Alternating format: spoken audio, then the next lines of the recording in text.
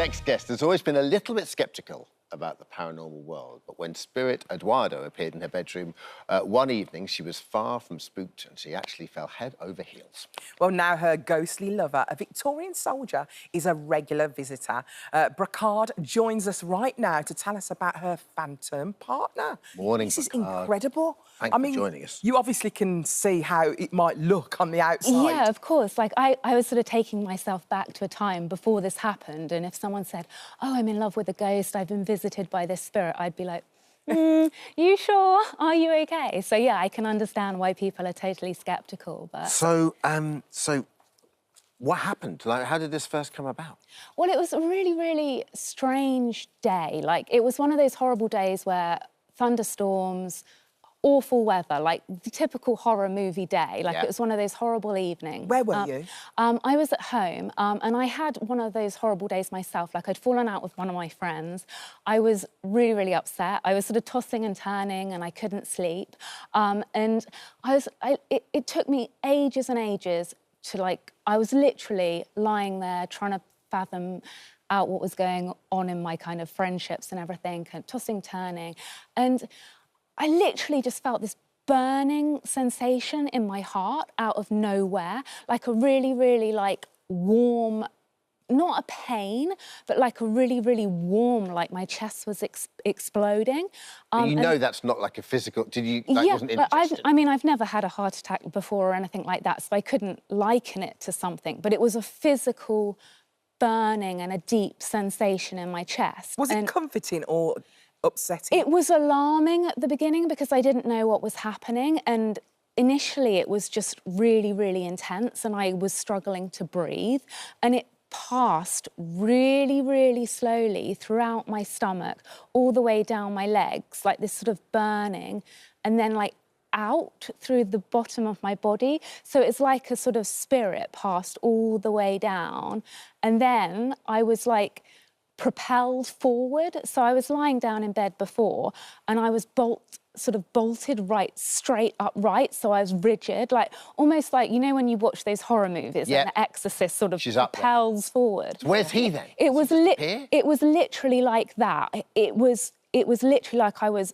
shaking and I was sweating and like clammy hands and tears like streaming down my face out of nowhere.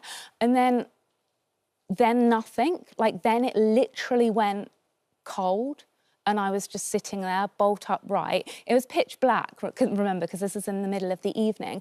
So I reached, like my gut instinct is like, what on earth is going on? I need to turn the light on. So I reached my hand back to my bedside table to turn the light on so I could get some clarity and figure out what was happening. And this hand like grabbed my arm and threw it back. So he's in the bed already? Yeah, I mean, I feel like he's standing next to me, stopping me from turning the light on. So this hand, like, shoots back towards my stomach, and I'm like, OK, that's not right. So I try again to turn... Did you think someone was, like, in the room? I thought someone was there. Like, I thought there was someone in the house. Like, I was literally trembling. Are you screaming or are you just in shock? There was nothing coming out of my mouth, but I had, like, tears streaming down my face. Like, I was literally, like... So, but when did you see him? I reached back and put the light on, and this time I could sort of turn the light on and I saw, like, a figure just pass, and then nothing. And to go from sort of extreme, like to have that feeling of extreme panic and to be crying and to be shaking, and then it was just complete calm. And I felt completely at peace. Like, but listen, this is what I don't get. How you go from that, which is terrifying, to going out with him. Yeah. I mean, he's your boyfriend. Yeah, exactly. Eduardo is now your boyfriend. Yeah, exactly. So, where did the courtship start? Did he come back next day and say, sorry about last night? Yeah, sorry about last night. Will you go out with me?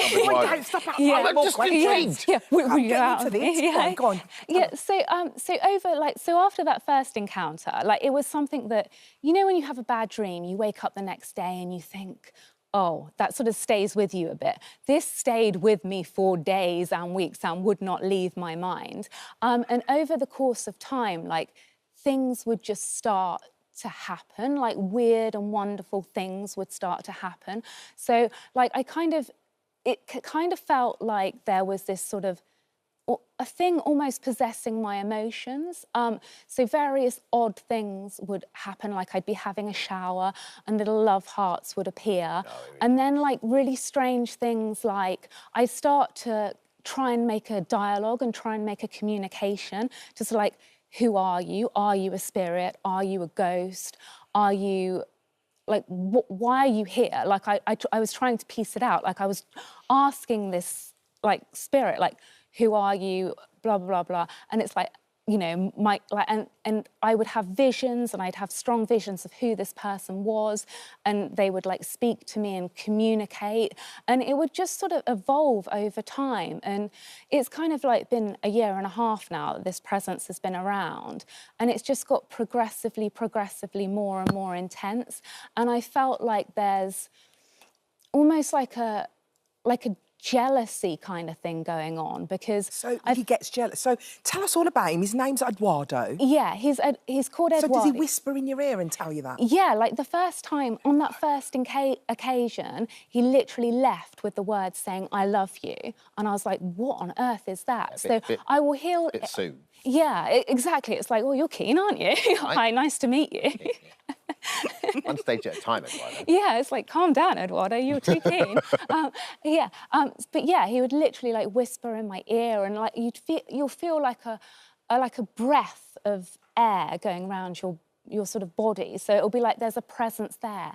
And sometimes I'll feel like I'm being sort of embraced. Like if I've had a hard day and I'm upset about something, I'll feel like these sort of hands surrounding me and almost following me, you know, So like... do you feel, Brocarde, sorry to interrupt, do you feel you're in a relationship with this guy? Like, are you magnanimous, Just him? Yeah, is it just, sorry, I've gone blank, is it just him? Yeah, like I literally Exclusive feel like there is yeah. someone that I have a loyalty to, because there will be a possession there. Like if I'm like writing a song and I'm writing a song about another guy or something, I'll find mysterious things will happen. So I'll leave my notebook on my desk and I'll come back to it and open it up and sort of try and pick up where I left off. And like words will be smudged or the paper will be slightly crumpled. And if I'm, say for example, if I'm going out for a night out with my friends, so I'll be getting all my makeup done, you know, even the thought of, oh, I might meet another guy or something like that, I'll be putting my lipstick on and I'll have like a jolt, like it's almost like someone's trying to like sabotage my... sabotaging you, like meeting sabotaging my makeup. Edward in our life and Eduardo in the difference, none of that. It's just pure Eduardo. Yeah, exactly, yeah, it's literally... Yeah, and are you open to dating real humans? I don't know. I feel like this is like going back to the bare bones of what a relation... Because it's very feeling and emotion-driven, if that makes sense. So I feel like, you know, say when you date a normal person, there's all these sort of expectations, like, are they going to text me back? Are they going to take me for a nice dinner?